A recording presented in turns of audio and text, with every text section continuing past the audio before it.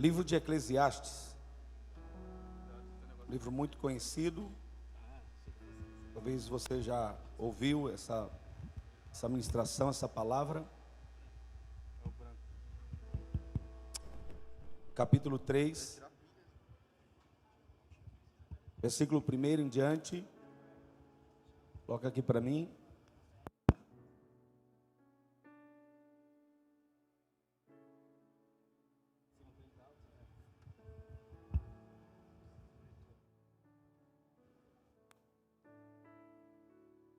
Muitas pessoas usam esse texto fora do contexto para criar um pretexto. Texto fora do contexto gera pretexto. Quantas vezes você já ouviu alguém dizer assim: vamos para a casa do Senhor, vamos para a igreja? E aí algumas pessoas dizem assim: vai ter o tempo certo, vai ter a hora certa. Quem já ouviu? Porque é bíblico, tem tempo para tudo. Uma hora Deus vai fazer alguma coisa na minha vida e eu vou para a igreja. Quem já ouviu isso aqui? Quem já ouviu? Agora, quem já falou isso? Não precisa levantar a mão, não. A gente usa um texto fora do contexto e gera um pretexto. Vamos para a casa do Senhor, vamos para a igreja. Não, tem o seu tempo. E aí eles continuam praticando as mesmas coisas e não mudam. Porque segundo eles está escrito: tem um tempo para tudo. Mas a Bíblia não fala que tem um tempo para tudo, não. Nós vamos ler aqui. Então diga comigo: não tem tempo para tudo. Fala comigo, igreja. No 3. 1, 2, 3. A gente usa muitas frases bíblicas e a gente traz para a gente como se fosse, e não é. Por exemplo, a gente usa um texto que é o Ebenezer, dizendo: até aqui nos ajudou o Senhor. Quando a gente faz um aniversário, quando a gente faz alguma festa, a gente usa esse texto: até aqui nos ajudou o Senhor. E esse texto não está dizendo que ele vai ser daqui para frente. Isso, até aqui nos ajudou, vamos fazer por onde ele ser daqui para frente por nós. O texto, que é a palavra da palavra que diz assim: se Deus é por nós, quem será contra nós? A gente afirma dizendo que ele é por nós, e ele está dizendo se. Mas a gente usa afirmando que é, mas não é. Se Deus é por nós, ninguém vai ser contra nós, se ele for por você. Entre outros, são muitos versículos bíblicos que a gente usa como se fosse, mas não é. E esse é um deles, sendo que a gente usa dizendo que há um tempo para tudo. Tem outro versículo que a gente usa muito. A palavra do Senhor fala de comida e bebida. E a gente usa o texto dizendo que todas as coisas serão acrescentadas. E o texto não fala de todas as coisas. Eu uso um versículo isolado dizendo que todas as coisas me serão acrescentadas. E não é todas as coisas. Quando você lê a palavra, você procura ler um versículo antes e um depois. A palavra, quando no Evangelho de Mateus, quando está falando assim, ó: vocês não se preocupem com o que é a vez de comer, nem com o que é a vez de beber, porque Deus vai cuidar de vocês. Deus vai cuidar da vossa vestimenta. Deus vai te dar alimento, vai te dar saúde. Deus vai cuidar de você nos mínimos detalhes. E aí a Bíblia fala de comida, bebida e vestimenta. Comida, bebida, vestimenta e saúde. Comida, vestimenta e saúde. Comida, vestimenta e saúde. E aí um texto depois fala assim: e todas estas coisas lhe serão acrescentadas. Que coisas? Comida, bebida e vestimenta. E aí a gente: não, mas todas as coisas. Não. Tem gente que nunca vai andar de Lamborghini. E Lamborghini é todas as coisas. Mas Deus vai cuidar de você com pão, comida, bebida, e é todas essas coisas do que a Bíblia está falando. Tem gente que nunca vai morar no Swiss Park, mas Deus sempre vai proteger ele com um teto. Tem gente que nunca vai comer no restaurante lá italiano, lá na Paulista, que é uma cobertura, que é R$800 um prato. Tem gente que não vai comer lá. Mas escute isso aqui é profético. não vai te faltar o pão, porque o salmista disse: eu fui moço e agora já sou velho, e eu nunca vi um justo sequer, nem a sua descendência mendigar o pão. Então comida, bebida e vestimento é o que Deus tem para a gente. Está entendendo? Amém? Olhe para essa pessoa que está do teu lado e diga para ela: Deus está falando conosco hoje. Fica tranquilo, não vai te faltar nada. Comida, bebida, vestimenta. Deus vai cuidar de comida, bebida e vestimenta. Você não é andarilho. Você não é um mendigo espiritual. Você é filho. E filho desfruta daquilo que tem na casa do pai. Filho desfruta da mesa. Filho come com o pai na mesa. Filho desfruta daquilo que está na mesa. Mas tem muitos crentes que são mendigos espirituais. Tem muitos crentes que são andarilhos espirituais. Não consegue ter um paradeiro, não consegue ficar parado, não consegue ouvir a voz de Deus, porque não senta na mesa. Teve um irmão que chegou aqui na igreja e disse: pastor, eu lembro o primeiro dia que eu fui na igreja. O primeiro dia que o senhor ministrou sobre o valor da mesa. E eu gostei daquela palavra, pastor. Eu gostei daquela palavra, porque aquela palavra literalmente fala da mesa, fala de comer na mesa. Quem tem comunhão na mesa de baixo, tem comunhão na mesa de cima. Quem come na mesa de baixo, come na mesa de cima. Quem senta na mesa de baixo, senta na mesa de cima. E isso é importante. Sabe o que é isso, irmão? É a palavra que está sendo pregada e nós estamos aprendendo um pouquinho da palavra, amém? Vamos lá para a palavra do Senhor. Diz assim: tudo tem o seu tempo determinado. Tudo tem o seu tempo determinado. E há um tempo, diga comigo, e há um tempo, fala. Para todo? Para todo? Então é tempo para tudo ou tempo para propósito? É tempo para tudo ou é tempo para propósito? É tempo para tudo ou é tempo para propósito? Você está aprendendo hoje que não é tempo para tudo, é tempo para todo o propósito. Agora, deixa eu te fazer uma pergunta. O que você tem feito com o seu tempo? Como você tem administrado o seu tempo? Como você tem lidado com o seu tempo? Como você administra o seu tempo? Porque há um tempo para todo propósito. Só que às vezes a gente quer colocar a carruagem na frente dos bois.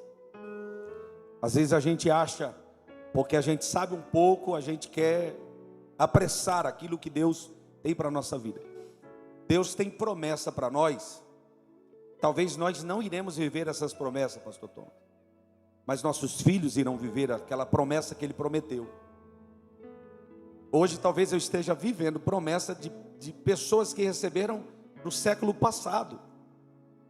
E aí tem 3 tempos para Deus cumprir o propósito dele na nossa vida e a promessa: no imediato, no futuro ou na eternidade.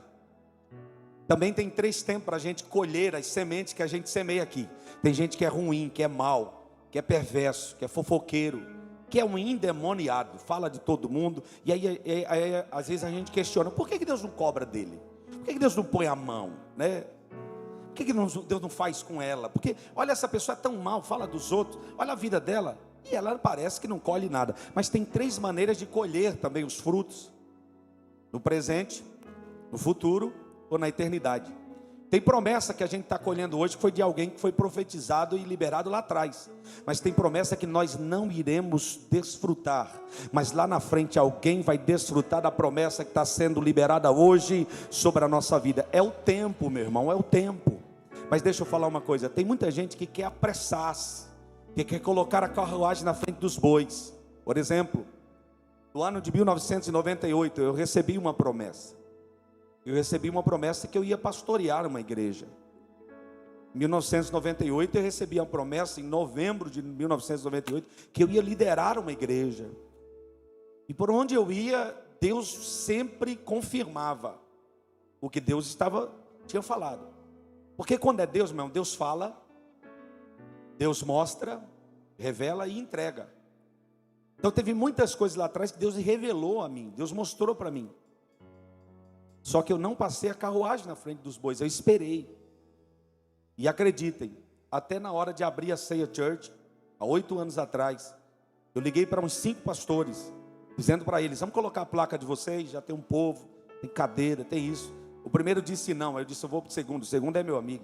Fui para o segundo disse não, liguei para o terceiro, e o terceiro disse não, e assim sucessivamente.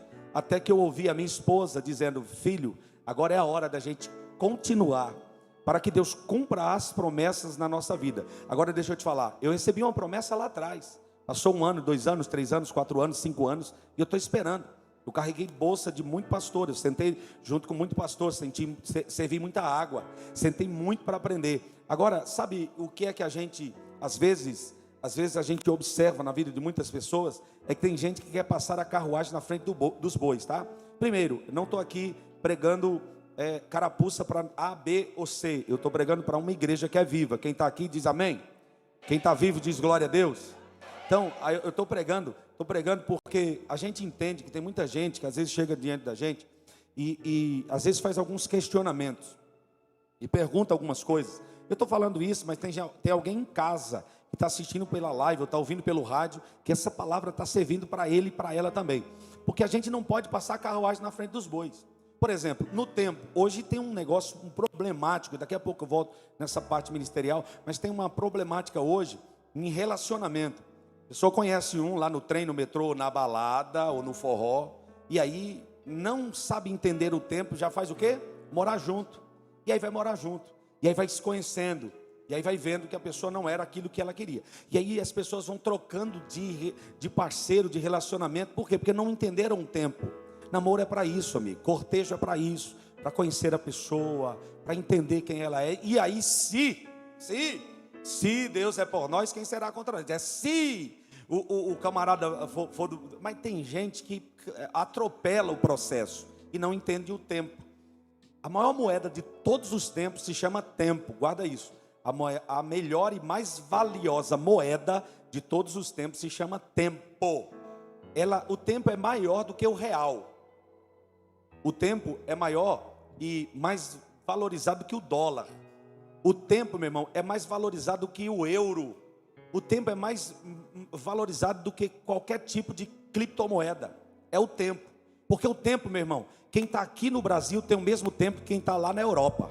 Quem está aqui no Brasil tem o mesmo tempo que quem está lá na América, está lá nos Estados Unidos. Então não reclamem, não fica observando quem foi para os Estados Unidos e deu certo, porque você pode dar certo fazendo o que você está fazendo no tempo de Deus, entendendo que tempo não aceita desaforo, porque tempo é a maior moeda. Então onde você estiver, entenda que você tem a maior moeda de todas, é o tempo. E o que você estiver fazendo, diga: Deus, eu vou estar debaixo do teu propósito, eu vou caminhar debaixo da tua visão, e eu vou aproveitar cada minuto e segundo para realizar aquilo que o Senhor colocou na minha mão. E eu olhando lá atrás, olhando lá para trás, eu comecei a fazer uma retrospectiva da minha vida e vendo o tempo, né?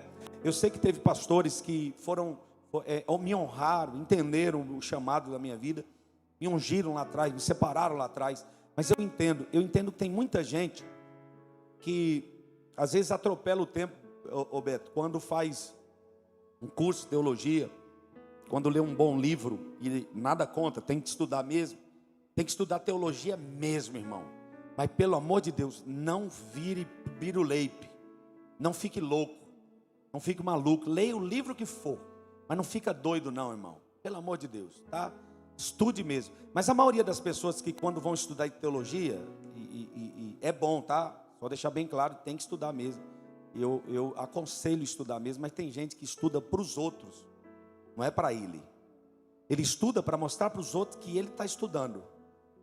E aí ele quer mostrar e revelar aos outros que ele tem um conhecimento. E o conhecimento, meu irmão, o conhecimento sem comunhão, meu irmão, é só, sabe o que? Informação. Conhecimento sem a comunhão com Deus é só informação. Ele só é informado daquilo que... Agora, meu irmão, eu vou falar uma coisa. Eu conheço um pastor, irmão, lá da Zona Leste de São Paulo. E chama Deus de Deus, igual de Deus, é igual o João, como que é? Manuel Gomes. Chama Jesus, irmão, de Genésio. Mas eu vou falar uma coisa para você, meu irmão. Na hora que pega no microfone para ministrar, tem o doador. Tem o doador. Porque o doador é que dá o dom. Está entendendo ou não? Irmão, a melhor coisa que tem é estudar. Tem que estudar mesmo. Tem que se aprofundar mesmo. Mas pelo amor de Deus, meu irmão, eu conheço alguns. Porque estudaram um pouco. Quiseram passar a carruagem na frente dos bois. E não entenderam o tempo. Passaram-se mais de 20 anos. E eu entendi o tempo de Deus nos dias atuais. Eu estou entendendo agora o tempo de Deus. Então a gente precisa entender esse tempo para a nossa vida. Porque existe um propósito. Existe um tempo para todo o propósito. Eu vou mostrar para você uma pessoa que, quando nós olhamos para a Bíblia, não, ele não errou em nada. Ele não falhou em nada. Ó, para você ter ideia, irmão, nem Jesus, pastor Alex, nem Jesus desrespeitou o tempo. Nem Jesus, irmã Aparecida, desrespeitou o tempo. Nem Jesus, irmã Simone, desrespeitou o tempo. Jesus, ele começou a atuar no seu ministério, sabe quantos anos depois? 30 anos. Com 30 anos. Mas por que ele não ministrou com 12? Como os livros apócrifos diz que curou passarinho, pomba. Eu acho que esse era o ministério de Jesus, que usa pomba, passarinho. Tem um pregador da internet, na verdade da internet, não, está na internet, que disse que Jesus era carpinteiro. E Jesus foi tão milionário, tão rico, que, veja que pode, que ele disse que ele ficou 30 anos fabricando móveis. E primeiro que o carpinteiro da época não fazia móveis, eram construtores de casa. Eu me admiro um cara que é teólogo falar uma besteira dessa, né? Mas quem prega o que não domina, multiplica a ignorância. Ele diz, segundo ele disse que Jesus nos 30 anos, não está na Bíblia, tá? É antibíblico isso. Jesus dizia assim, ó.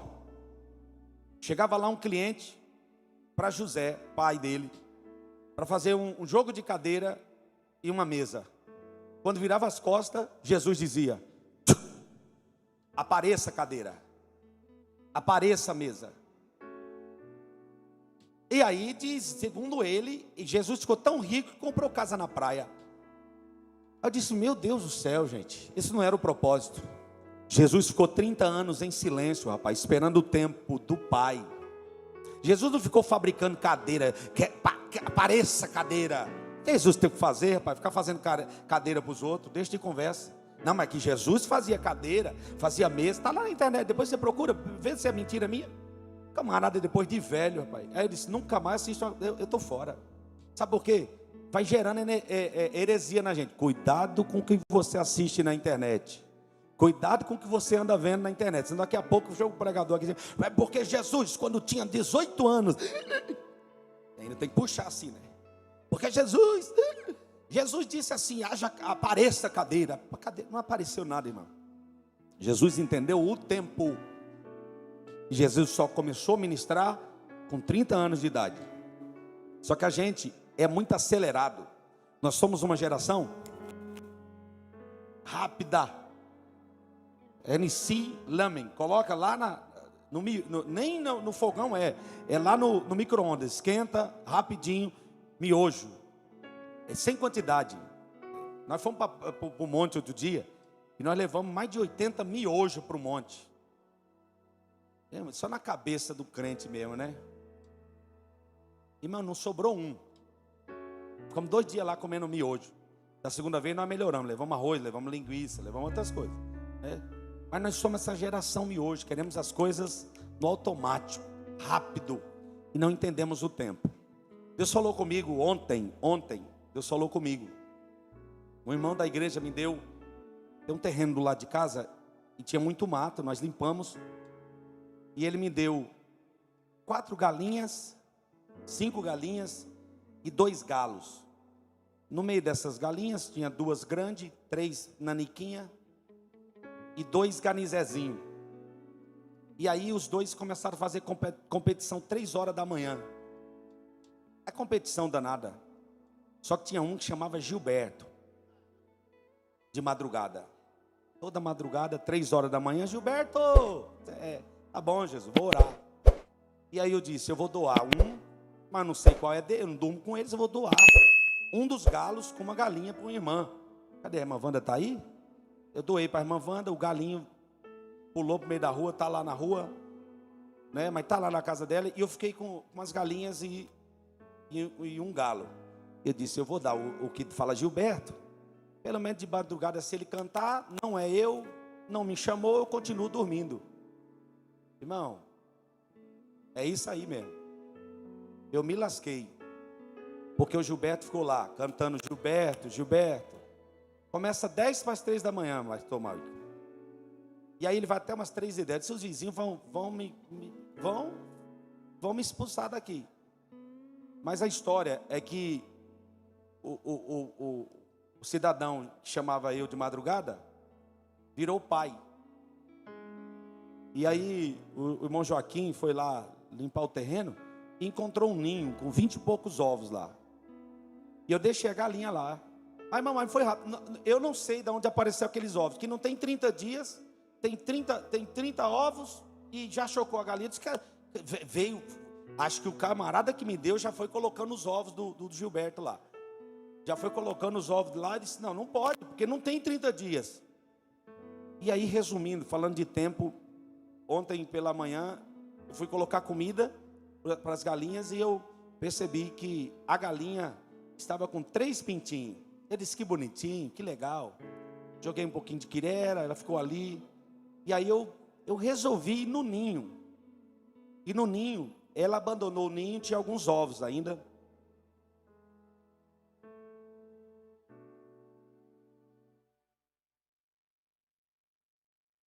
Sei que era só eu que tinha ouvido. Tinha alguns ovos. E aí eu disse, esses ovos tem pintinho aí. E aí eu vi que tinha um que estava nascido, mas não acompanhou a mãe. E tinha outro que tinha acabado de sair do ovo. Aí eu peguei só esses dois, nem olhei para os outros e levei os dois para dentro de casa. Coloquei numa caixinha, deixei eles lá, cobertinho. E aí começou o piu-piu, piu-piu. Eu fiquei esperando o horário da galinha ir para o ninho.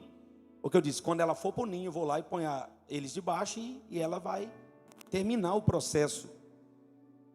O processo não é mais nem de germinação, mas de nascimento, né? E aí, perto das 7 da noite, eu fui lá, peguei os 2 pintinhos, fui lá, até a galinha, coloquei os pintinhos debaixo e saí. Hoje de manhã, os 2 estavam junto com ela. Então, tinha 3, mais 2, 5. Eu falei, que legal, tem 5. Só que aí eu levei a galinha para outro lugar e daqui a pouco eu escuto um piu-piu diferente. No meio daqueles ovos, nasceu mais um. Em total deu 6 pintinhos. Aí eu fui lá, procurei, entrei no meio dos carrapichos, amoroso. Toda vez que eu vejo aqueles carrapichos, aqueles amorosos, eu comparo ao pecado. Você tira. E quando você vai sentar, ainda tem um ali escondido que você não viu. E aí entrei no meio dos amorosos, tirei o pintinho, achei ele lá. Aí quem me ajudou? A Hannah, né? A Hannah querendo me ajudar. Aí ficou me ajudando. Achamos o pintinho, fui lá, entreguei para a mãe. Devolvi para a mãe e eu vi a mão de Deus nesse processo. Porque tinha um pintinho lá que não podia ter saído antes. Tinha outro que saiu, mas não estava pronto. E tinha outro que nem tinha saído ainda. É o tempo. Tem o tempo certo. Só que ela já abandonou o ninho. Os ovos que ficaram lá, que já ficaram 2 dias, não adianta mais colocar a galinha no mesmo ninho. Que os ovos que estavam lá já não vai dar mais certo. Quem aqui conhece de colocar a galinha para deitar, para chocar? É ou não é? Então não adianta mais. Então tem que pegar os ovos e jogar fora e liberar. Assim é também a gente no reino espiritual. A gente precisa compreender esse tempo. O apóstolo Paulo, ele falou a respeito de alguns que são tratados com leite. O apóstolo Paulo disse que tem alguns que não podem tomar um remédio ou uma comida mais forte, que tem que ser tratado tomando leite, porque são crianças ainda. Conforme vão aprendendo a palavra, vão crescendo, amadurecendo, e assim chega uma hora que tem que dar a comida mais forte. Agora tem uns, irmão, que já passou do ponto de comer a comida mais forte, mas continua sendo crentes meninos, não amadurecem, não viram a Bíblia. A Bíblia fala isso, quando Deus falou para Abraão, se tu uma bênção, mas Deus disse para Davi, seja homem. Você falou para alguém assim? Quando começa com as mentirinhas, umas conversinhas, marca horário de não vai, marca de pagar e não paga. Sabe, seja homem, rapaz. É bíblico isso. Deus falou para Davi: seja homem, se tu homem, seja homem. Só que tem uns que não conseguem chegar numa estatura de varão perfeito. Sempre são crianças. E aí, irmão, tirar a criança da mamadeira é difícil ou não é? Da chupeta nem fala. E a chupeta é pior que a mamadeira, que a chupeta só engana. E tem crente ainda que está na chupeta. Mas eu quero liberar uma palavra: Deus vai te tirar da chupeta, vai colocar você numa mamadeira. Mas Deus vai tirar alguém hoje da mamadeira e vai te dar comida forte. Vai te dar comida forte. A minha filhinha em casa, minha mãe ainda era viva. Ela chegou em casa e tinha passado muito tempo mamando e tomando mamadeira. Aí minha mãe foi lá na cozinha, amassou uma mandioquinha, sei lá o que foi, pôs um feijão, amassou assim, pôs um caldinho, aí falou assim: ó, dá comida para essa menina, que ela até é fraca. Porque o leite é só de um período. É igual hoje, quem toma muito leite. Leite não é para você, é para vaca, para o bezerro, tá? Só para você saber. Procura um médico, quem toma muito leite, você vai ter um problema lá na frente. Que o leite primeiro não é para você, era para o bezerro. Tá? Mas tem uns meninos que é uns bezerros nela. Não toma café não, mas leite é. E se você procurar, tudo com moderação. Cuidado, viu? Então, tem gente que não cresceu e não cresce. E quando vai falar para ele ou para ela um assunto, desvia. Vai embora da igreja. Sai falando mal da gente. Encontra defeito em tudo e em todos. Encontra defeito até na frase. Quem disse? Ah lá, não disseram que esse lugar é um lugar para amar e ser amado? Ué, e não é não? Lê de novo. É um lugar para quê, pastor Thomas? Para amar. Segura aí. E ser amado. Vamos pôr uma vírgula. Vamos procurar uma vírgula de madeira, pintar, afastar, colocar uma vírgula. É um lugar para amar e ser amado. Então acham um defeito, problema em tudo. Sabe por quê? Porque não entenderam o tempo. Não entenderam o tempo. Não compreenderam o tempo. Mas coloca de novo aqui o texto. O texto que agora eu quero ler com você. No livro do Êxodo. Coloca aqui para mim. Capítulo 2.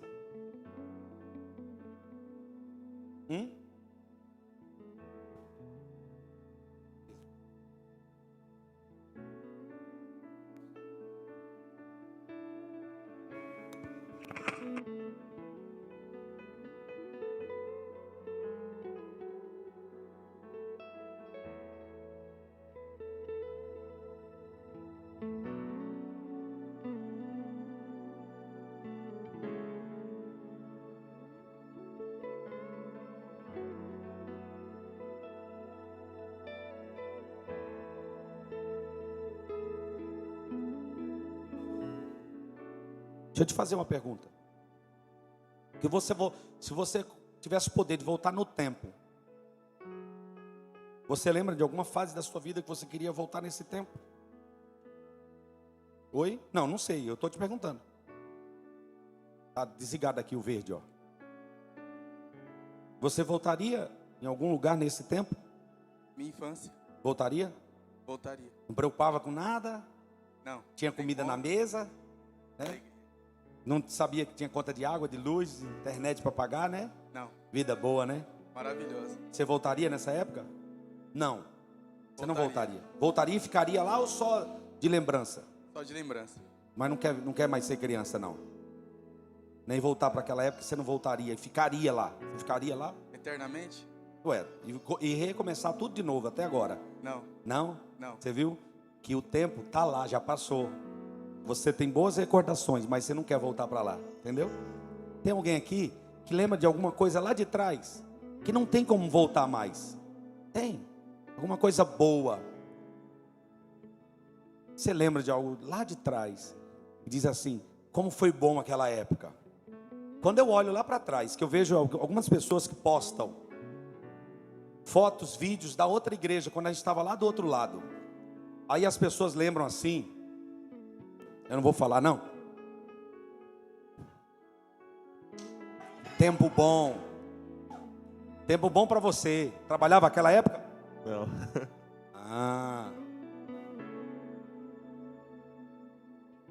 Primeiro que naquela época ele não trabalhava. E hoje trabalha?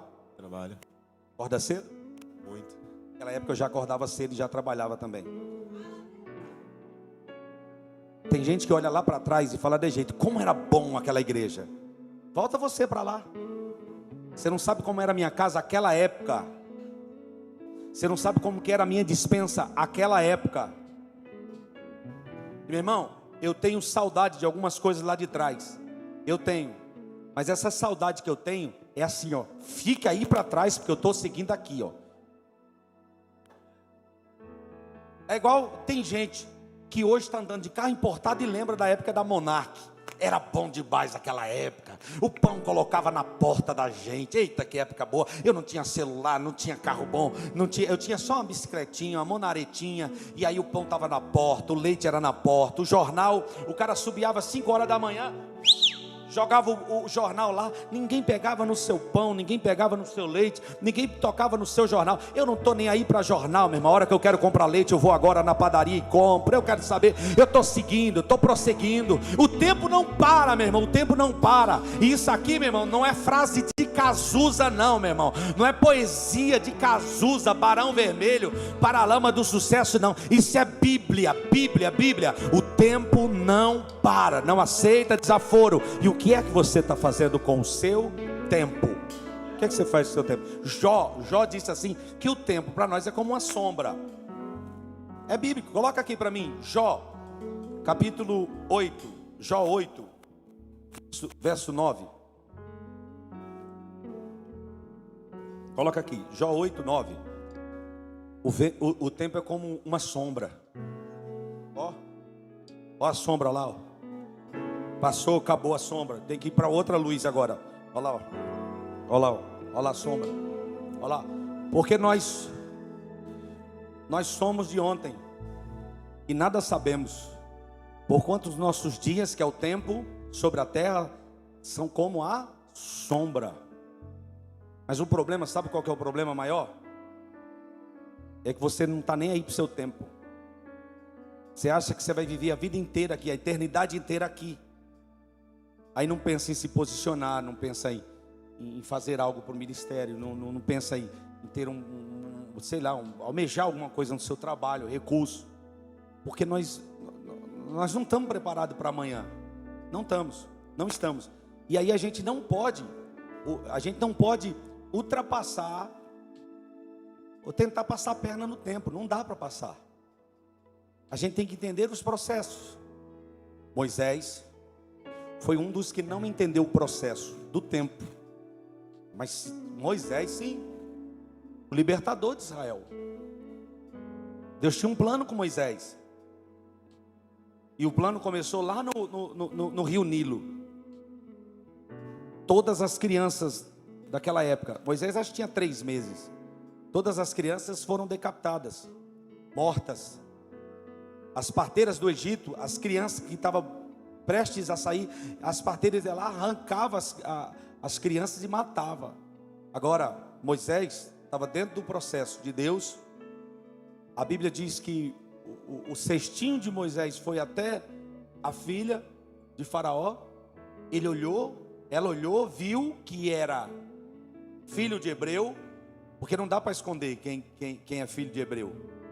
Tinha pedaços de panos que dizia que aquela criança era hebreia. E aí quando ela disse, faz parte dos hebreus, quem aparece? A irmã de Moisés, Miriam, aparece na beira do rio. E ainda diz assim, ó, eu consigo alguém para cuidar dessa criança. Ela disse, eu vou cuidar dela. A princesa disse, eu vou cuidar dela. Mas agora Miriam chega e diz assim, eu posso arrumar alguém para cuidar dela. Quem? A mãe da criança. Meu irmão, quem está dentro do processo, dentro do projeto, Deus trabalha, faz tudo certo. É só estar dentro do propósito. É só não sair do propósito. É só não sair do propósito. Porque se tiver no propósito, Deus vai preparar tudo. Tudo. A Bíblia diz que Miriam foi lá e trouxe a mãe. Trouxe Joquebede até Moisés. Talvez Joquebede estava pensando que o menino ia morrer. Mas deixa eu falar aqui, ó. Quem está dentro do projeto de Deus não morre. Quem está dentro do projeto de Deus, ninguém toca, ninguém põe a mão, porque está no projeto de Deus. Eu imagino Miriam chegando para a mãe, dizendo: mamãe, eu tenho uma novidade para te contar, corre, mas tem que ser rápido. O que é? A senhora vai ser assalariada a partir de agora. Como? Eu sou escrava. Não, tem algo melhor para você. Ué, mas e Moisés? Não, mãe, eu quero contar algo melhor ainda. Moisés só está dentro do plano, eu preciso contar algo para a senhora. Deus preparou que a senhora vai ser assalariada a partir de agora. Para quê? Para cuidar de Moisés. Ei, Deus está tirando alguém da escravidão para colocar dentro do propósito, ainda vai ser remunerado. É isso. Deus tira a mãe de Moisés e diz: vai lá amamentar o seu filho, e a partir de hoje vai receber por isso. Todo mundo era escravo, mas ela estava dentro do propósito, estava sendo assalariada para cuidar de Moisés. Delebaia cantarabachuri. Eu vou falar para alguém agora que chegou aqui desesperado: fica tranquilo, só fica dentro do projeto que Moisés vai, mas volta para a tua mão, e você ainda vai ter que alimentá-lo e ainda vai receber para isso. Fala para o irmão que está do teu lado: esse Deus não é gente não, esse Deus não é gente não, Ele cuida de você, Ele cuida da gente, Ele cuida de você. Moisés saiu, vai morrer, não tinha esperança de voltar. Moisés não volta e vem um mensageiro dizendo assim: ó, bora, tem serviço para tu agora. Como é que está o teu seio? Está cheio? Tá, então você vai amamentar. Amamentar quem? O jacaré? Não, você vai amamentar Moisés. Bora, sai dessa situação de choro, porque chegou o tempo de Deus te honrar. Você vai cuidar de Moisés e vai ser assalariado para isso. Como é que está o seio? Está cheio? Bora. Não vai precisar esvaziar esse seio não, filha. Não vai precisar colocar bombinha para tirar não. Você vai cuidar de Moisés. E Moisés, diz a palavra, que Deus cuidou de Moisés. Deus cuidou de Moisés. E Moisés foi tratado no Egito como príncipe. Mas mesmo assim Moisés não entendeu o tempo, e eu vou mostrar para vocês. Moisés, ele fez a melhor faculdade, estudou na melhor escola particular. Qual que é a melhor aqui? Qual que é a melhor escola aqui? Na minha região eu sei onde é, mas Campinas, Ângulo, o quê? Notre Dame? É? Nem se compara com a escola de Moisés. Sabe quem era o Egito naquela época? A maior potência do mundo antigo. Moisés estudava lá. Como? Como um plebeu? Como um hebreu? Como qualquer um? Não. Ele estava estudando como um príncipe, na maior potência daquela época. Sabe o que é isso? É entender o projeto de Deus, o plano de Deus. Só que Moisés, ele estudou todas as ciências, conhecimento. Eu não sei qual era a faculdade dele, mas ele entendia de engenharia, arquitetura, ele entendia de tudo. Ele foi aprendendo, ele virou um mestre em tudo que ele fazia, porque ele tinha conhecimento. Só que é aí que eu entendo que conhecimento sem comunhão com Deus é só informação. E eu vou ler para vocês, você vai ver que Moisés, ele quis passar a carruagem na frente dos bois. Coloca para mim aqui, livro do Êxodo, capítulo 2.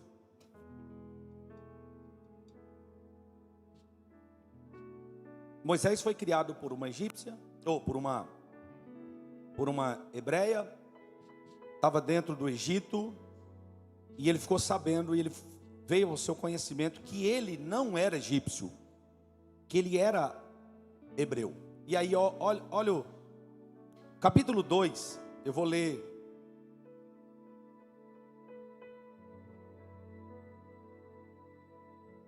Eu não acho mesmo, eu estou lendo Eclesiastes. Procurei Moisés aqui em Eclesiastes, não achei. Capítulo 2, versículo 11. Olha o que está escrito. Capítulo 2, versículo 11. E aconteceu naqueles dias que, sendo Moisés já homem, Moisés era o quê?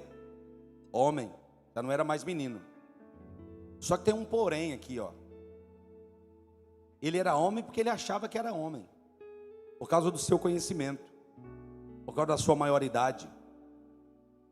E aí, Deus não usa quem é homem, quem tem conhecimento. Deus usa quem está no propósito. E aconteceu que naqueles dias, que sendo Moisés já homem, saiu aos seus irmãos e atentou para suas cargas, e viu que um egípcio feriu um dos hebreus, homem de seus irmãos. Próximo.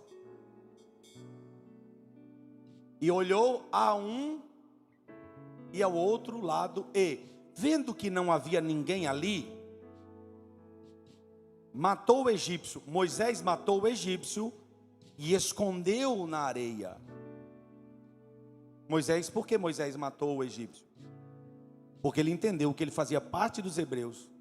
Ele entendeu que ele era o escolhido para ser o libertador, e que ele já era homem. Então o que Moisés disse? Vou fazer parte do projeto de Deus, porque eu já sou homem. Matou o egípcio, se enterrou na areia, porque ele achava que já ia dar continuidade ao projeto de Deus. E ele escondeu na areia. O próximo. E tornou a sair no dia seguinte, e eis que 2 homens hebreus estavam contendendo, ou contendiam. E disse ao injusto: por que feres o teu próximo? Ou seja, segura aí, Moisés saiu de novo. Ele já tinha ferido, matado um egípcio, enterrado, e agora ele estava dando uma de juiz, porque o seu povo estava brigando. Ele viu 2 brigando, e agora ele chegou para resolver a briga. Ele disse: por que feres o teu próximo? Aí o próximo versículo. Próximo. O qual disse, ou o homem disse: quem te pôs por maioria? Em outra palavra, a minha tradução fala: quem te colocou como príncipe e juiz sobre nós? Você viu que eles não reconheceram o chamado de Moisés, só porque ele tinha estudado no Egito, porque ele tinha conhecimento no Egito, e porque ele era homem, já era de maioridade. Eles disseram: quem te pôs sobre maioral? Quem te colocou como líder e juiz sobre nós? Pensas também matar-me como mataste o egípcio? Então temeu Moisés e disse: certamente o negócio, ou seja, certamente todo mundo já sabe que foi descoberto. Eu já fui descoberto. O que eu fiz, todo mundo já sabe. E quer que eu fale a verdade? Chegou no ouvido de Faraó. E Faraó tentou matar Moisés. E Moisés fez o quê? Fugiu para o deserto. Foi para as terras de Midian. Lá se casou. Lá teve o sogro. Lá foi pastor de ovelha. Lá ele se humilhou. E foi lá no lugar da humilhação que Deus teve um encontro com ele. Deus poderia ou não poderia ter usado ele com 40 anos de idade? Só que agora Moisés vai para Midian. E quando ele pensava que Deus não ia usar mais ele, Deus aparece na sarça. Deus aparece na sarça. Deus se manifesta na sarça. Moisés agora já era velho. E Deus não tem problema em usar o pequeno, o grande, o novo e o mais velho. Não tem. Quando ele pensava que Deus não ia usá-lo, que ele não fazia mais parte do plano, Deus, a Bíblia diz assim, olha, poucas vezes eu encontro Deus descendo na Bíblia. Porque Deus, quando quer fazer alguma coisa, Deus manda anjos. Quando Deus quer fazer alguma coisa, Deus movimenta o trono. E Deus só imagina, só pensa, acontece. Só que eu encontro que Deus desceu para livrar Israel. Deus desceu, sabe por quê? Porque tinha alguém que já tinha passado o tempo certo para ser usado. Tinha se passado mais de 40 anos e Deus desceu agora para falar com Moisés, dizendo: Moisés, para você Você pode achar que passou o tempo e que eu não vou te usar mais, mas eu vou te usar na tua velhice também. Se prepara, porque o dobro da tua idade vai ser o dobro daquilo que você ainda vai fazer. Fica tranquilo, porque Deus tem o tempo na sua mão, e Deus sabe a hora certa de te usar. Deus sabe a hora certa de te levantar. Deus sabe a hora certa de te prosperar. Deus sabe a hora certa de te levar, porque Deus tem o controle do tempo. Deus tem o controle do tempo. Os homens conhecem algumas coisas que estão em nossa volta, mas Deus conhece o coração da gente, irmão Chicão. Deus conhece o coração. Deus conhece o coração. Moisés tinha acabado de fazer o curso de teologia de 1 ano e 8 meses na internet. Disse: agora eu vou pregar. Deus disse: vai não, agora tu vai para o deserto. Moisés tinha acabado de fazer o cursinho dele de coach. Deus disse: vai para o deserto, que ainda não é tempo. Moisés tinha acabado de terminar o curso dele na faculdade. Disse: agora eu vou arrebentar. Vai não, vai para o deserto.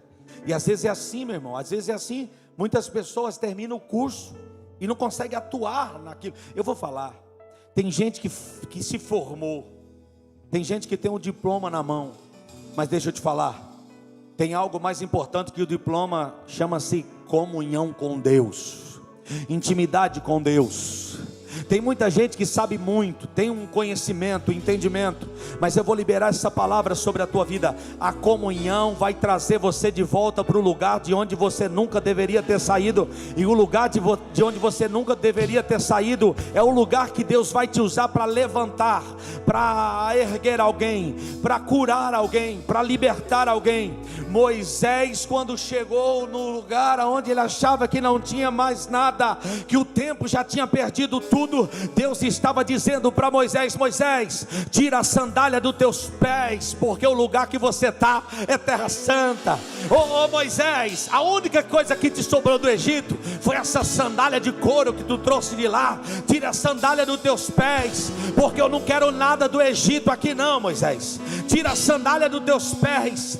Tirar a sandália fala de humildade. Ei, sabe todo o conhecimento que você tem do Egito? Eu deixei você no Egito para te guardar. Eu deixei você no Egito para te proteger. É que você não entendeu. E 40 anos atrás você achava que você era o libertador. Mas deixa eu te falar, a escola do deserto foi maior do que a escola do Egito. A escola pastoreando as cabras do seu sogro foi maior do que sentar na mesa com os príncipes no Egito. A escola do deserto foi maior. E o tempo chegou para você, Moisés. Moisés, tu vai voltar para o Egito agora, mas não vai voltar como egípcio. Não vai voltar como aquele que estudou no Egito. Não vai voltar para o Egito como aquele que tem a sabedoria do Egito, mas vai voltar para o Egito como aquele que tem comunhão comigo. E é o tempo, é o tempo, é o tempo, é o tempo. Tem a hora certa. Tem a hora certa para tudo. Não atropele nada na sua vida. Invista o seu tempo, mas não atropele o tempo. Invista o seu tempo, mas não atropele o tempo, porque o tempo não aceita desaforo. Às vezes a gente acha que nós vamos ficar numa situação que não muda, que não cresce, que não prospera. E aí é Deus tratando o coração da gente para levar a gente a outros ambientes. Sacrifique qualquer coisa, minha irmã. Sacrifique qualquer coisa que você tiver, dinheiro, recurso. Só não sacrifique o teu tempo.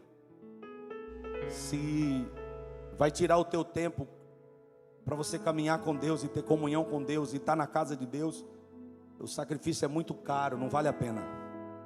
Nada pode fazer a gente perder um culto, orar, buscar, jejuar, porque o tempo não aceita desaforo. O tempo não aceita. Diga comigo aqui, diga comigo assim: sacrifique qualquer coisa. Fala.